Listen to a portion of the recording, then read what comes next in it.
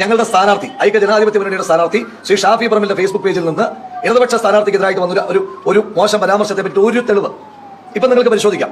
അദ്ദേഹം ഇവിടെ സ്ഥാനാർത്ഥിയായ ദിവസം മുതലുള്ള മുഴുവൻ ഫേസ്ബുക്ക് പോസ്റ്റുകൾ, ഇൻസ്റ്റാഗ്രാം പോസ്റ്റുകൾ നിങ്ങൾക്ക് പരിശോധിക്കാം.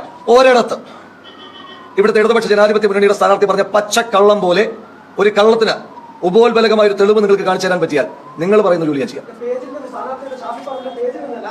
ഷാഫി പറമ്പിലിന്റെ പേജിൽ നിന്ന് വന്നു എന്ന ഇടതുപക്ഷ സ്ഥാനാർത്ഥിയുടെ വീഡിയോ ഞാൻ കാണിച്ചാൽ നിങ്ങൾ എനിക്ക് തരും. ഡയലൂട്ട് ചെയ്യാതെ നമ്മളെല്ലാവരും കണ്ട മാധ്യമ സമ്മേളനമല്ലേ? അപ്പൊ പിന്നോട്ട് പോയോ? ഇടതുപക്ഷ സ്ഥാനാർത്ഥിയുടെ ആക്ഷേപത്തെ അങ്ങ് ദേശാഭിമാനിയുടെ മാന്യനായ റിപ്പോർട്ടാണെന്ന് ഞാൻ മനസ്സിലാക്കുന്നത്. എല്ലാ ബഹുമാനത്തോടെ ചോദിക്കുന്നു, അങ്ങ് പോലും ഓൺ ചെയ്യുന്നില്ലേ?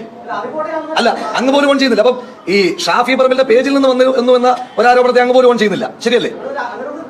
ഞാൻ ചോദിക്കുന്ന ശരി, അങ്ങനെ ഒന്ന് ടീച്ചർ പറഞ്ഞിട്ടുണ്ടെങ്കിൽ അങ്ങ് ഓൺ ചെയ്യുന്നില്ലെന്നല്ലേ ഇതിനർത്ഥം? അങ്ങനെ ഒന്ന് ടീച്ചർ പറഞ്ഞിട്ടുണ്ട് എങ്കിൽ അങ്ങ് അത് ഓൺ ചെയ്യുന്നില്ല എന്ന് ഞാൻ വിചാരിച്ചോട്ടെ.